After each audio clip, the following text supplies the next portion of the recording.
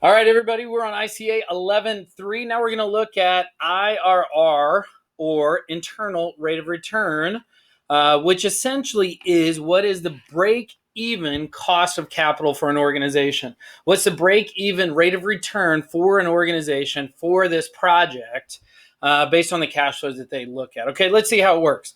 First question, you buy a new machine for $12,000, so we know the initial cost is $12,000. And receive a cash inflow of $2,600 per year for 7 years. So it's $2,600 every year, pretty much a flat return that we have every year for 7 years. And this one's pretty simple. With IRR, there's only one step that you have to do, and it's run the IRR function.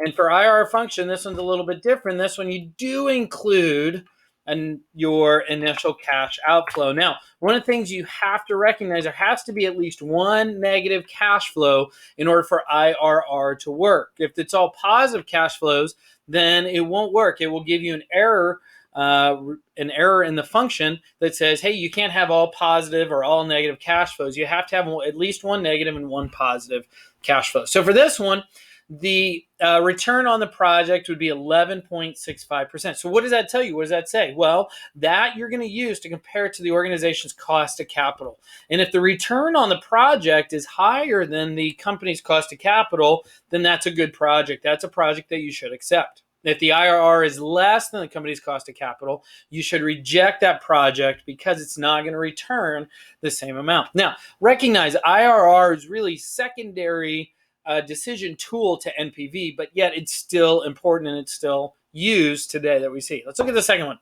DeHaas Construction is contemplating the purchase of a new piece of equipment at a cost of $31,000. So negative $31,000 that we have. The machine is expected to provide $7,000 per year for years 1 through 4. And then $6,000 per year, years 5 through 8. And one more. And we do the same thing. What is the cost? What is the IRR? Cost of capital is 16%. So we can compare to that, and we should say, hey, should this project be undertaken or not? So we're going to use our IRR function, include all the values. We are not going to include a guess because we don't need to, so we hit OK. So IRR is 13.75%. The organizational cost of capital is 16%. So since COC is higher, reject the project. Since the cost of capital is higher than the internal rate of return for this project, we reject the project. Here's the next question. The cost of capital for DeHaas Construction was the same as the IRR calculated.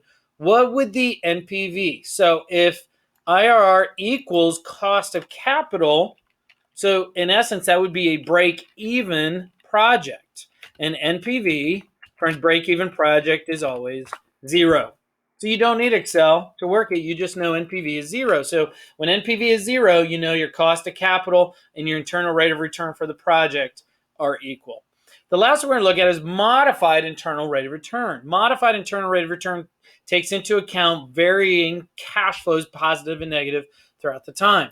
So look at this. So suppose you want to start a business. You estimate it will cost $160,000 to start the business, and the following cash flows: $29,000, negative $15,000, $67,500, negative $8,400, and $98,200.